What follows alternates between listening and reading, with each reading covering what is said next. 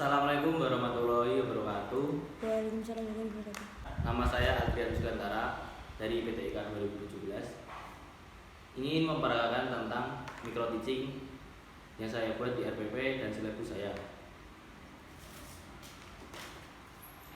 Saya absen dulu ya anak-anak hari ini. Agus berangkat. Berangkat. Cintara. Hadir. Budi. Tidak hadir. Oh, Budi sakit. Ya. Oh ya, Budi sakit. Sudah saya absen hari ini. Lalu gimana kabar anak-anak sekalian? Baik. Oke, baik. Hari ini hari Senin tanggal berapa? 20. Ya. Saya akan menjelaskan hari ini saya menjelaskan tentang jaringan komputer, bab jaringan komputer. Ada yang sudah pernah mempelajarinya atau pernah dengar? Sudah. Oh, pernah dengar. Bisa menjelaskan? Belum. Waduh, bisa menjelaskan ya? Belum. Oke, saya akan menjelaskan jaringan komputer serta jaringan-jaringan yang lainnya. Pengertian jaringan komputer. Jaringan komputer adalah satu atau dua lebih komputer yang terhubung satu sama lain dan digunakan untuk berfungsi berbagi data. Jadi fungsinya itu berbagi data antar beberapa komputer. Jaringan komputer dibangun dengan kombinasi hardware dan software. Lalu jenis-jenis jaringan komputer. Yang pertama itu ada LAN, bisa disebut Local Area Network, yaitu menghubungkan perangkat jaringan dalam jarak tertentu atau biasanya relatif pendek. Biasanya digunakan di kota-kota, bukan, maksud saya itu di kantor, antar kantor, terus antar perumahan, sekolah-sekolah, dan biasanya di perusahaan. Lalu ada juga yang terbaru ini ada LAN, menggunakan teknologi berupa wireless atau WiFi, biasanya disebut WiFi, dikenal dengan nama WLAN, Wireless Local Area Network. Lalu yang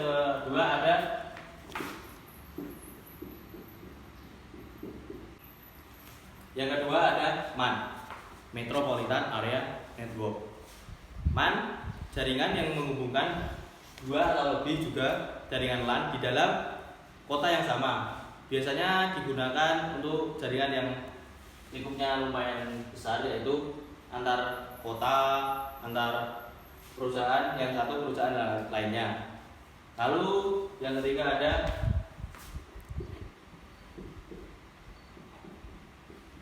WAN atau Wide Area Network.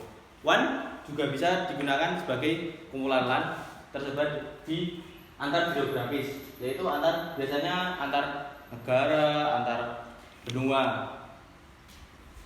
Jadi WAN ini lingkupnya sudah sangat luas. Lalu yang keempat ada PAN atau juga disebut Person Area Network.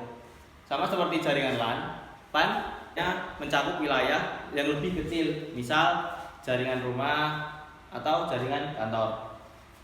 Yang kelima ada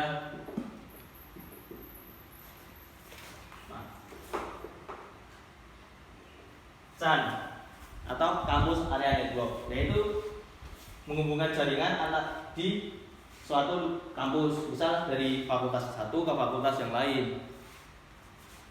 Jadi ini digunakan di lingkup kampus. Mungkin 5 ini yang saya jelaskan. Ada yang ingin ditanyakan sebelumnya untuk materi macam-macam jaringan ini? Tidak. Ya, mungkin bisa lanjut ke topologi. Saya akan menjelaskan bagaimana gambaran tentang topologi beserta penjelasannya. Topologi bisa disebut atau dibilang sebagai bentuk-bentuk atau struktur virtual jaringan. Yang pertama itu ada topologi bus berbentuk seperti ini. Yang pertama itu ini aja, topologi bus.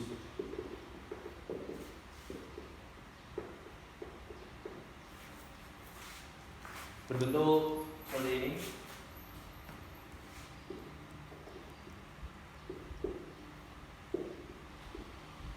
Kurang lebih seperti ini bentuknya untuk topologi bus sendiri, yaitu jaringan yang menggunakan kabel sebagai tulang sebagai penghubungannya, untuk penghubungan antar satu jaringan ke jaringan yang lainnya. Yang kedua ada topologi ring.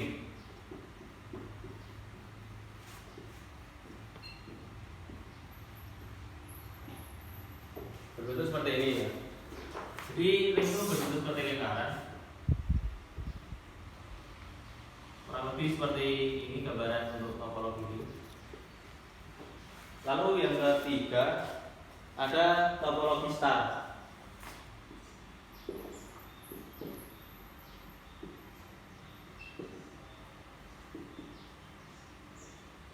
Atau topologi bintang. Berbentuk juga seperti bintang yang caturnya itu berada di tengah.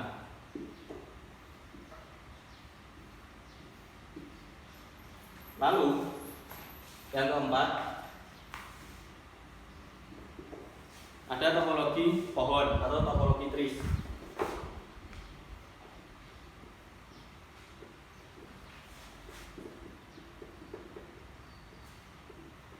Berbentuk seperti ini.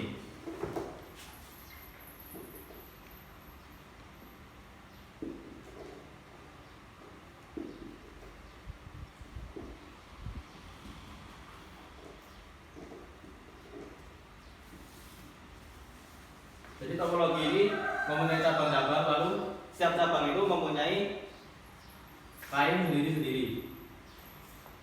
Lalu yang seperti inilah gambarannya. Lalu yang kelima ada topologi mesh.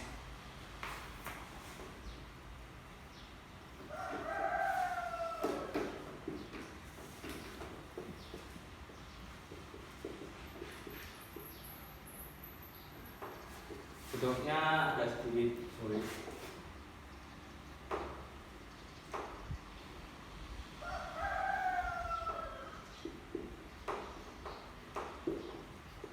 Jadi topologi ini itu gabungan antara topologi star dan topologi ring. Kurang lebih seperti ini gambarannya untuk topologi mesh. Jadi ada 5, yaitu topologi bus, ring, star atau bintang, topologi pohon atau tree, dan yang terakhir ada topologi mesh. Lalu di sini saya akan menjelaskan keunggulan dan kelemahannya masing-masing antar topologi. Yang pertama itu ada topologi bus, yaitu mempunyai kelebihan, yaitu penambahan komputer baru lebih mudah dilakukan untuk topologi bus. Yang kedua, sambungan kabel sederhana. Jadi sambungan kabel topologi bus itu sangat sederhana. Jadi untuk penambahan juga mudah. Lalu kelemahan topologi bus itu ada kelemahannya juga, yaitu lalu lintas jaringan yang sangat padat. Yang kedua, jika salah satu klien rusak, maka sistem tidak berfungsi dan sulit mendeteksi. Lalu topologi bus yang ketiga kelemahannya tidak efektif dalam jangkauan jauh. Lalu yang kedua, saya akan menjelaskan tentang topologi ring.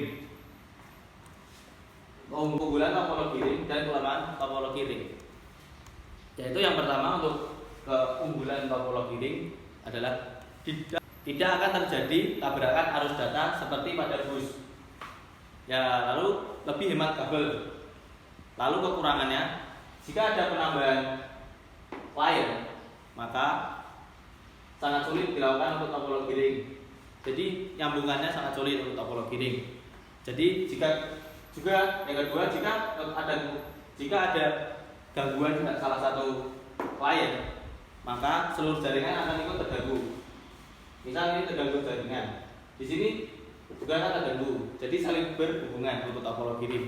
Lalu yang ketiga, topologi star.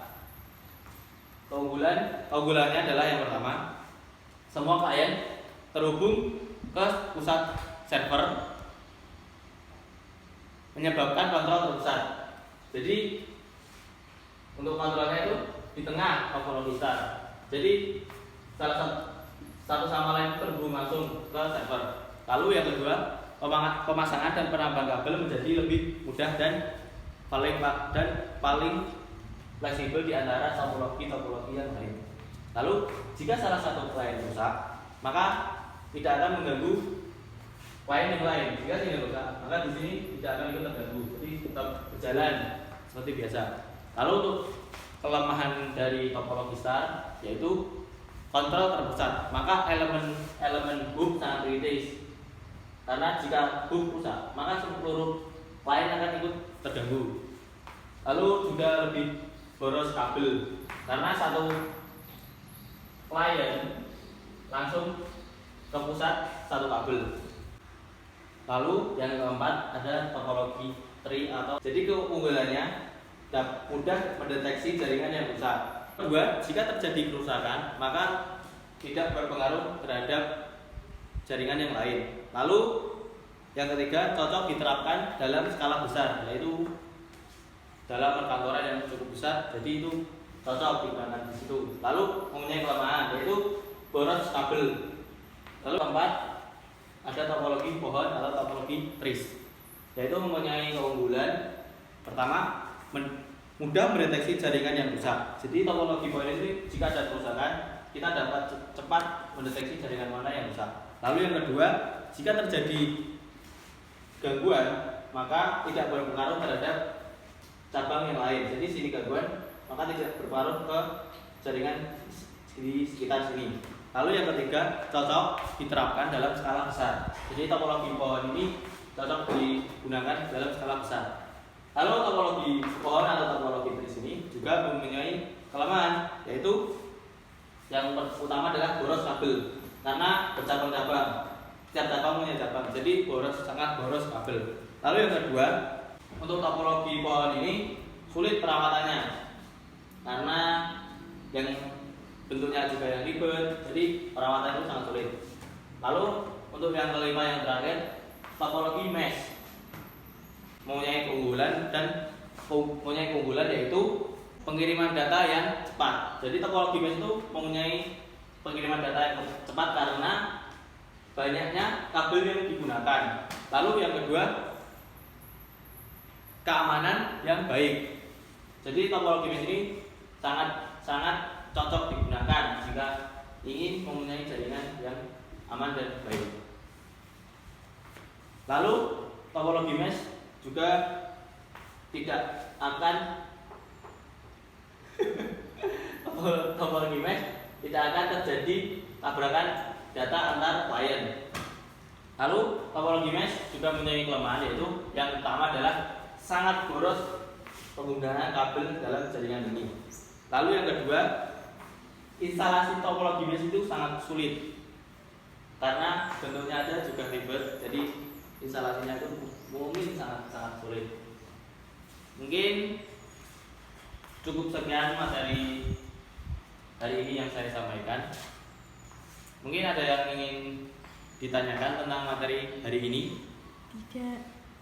Oke, jika tidak, maka tugas akan saya kirim lewat WA nanti malam agar bisa dikerjakan langsung nanti malam. Mungkin cukup sekian dari saya. Wassalamualaikum warahmatullahi wabarakatuh. Waalaikumsalam warahmatullahi wabarakatuh.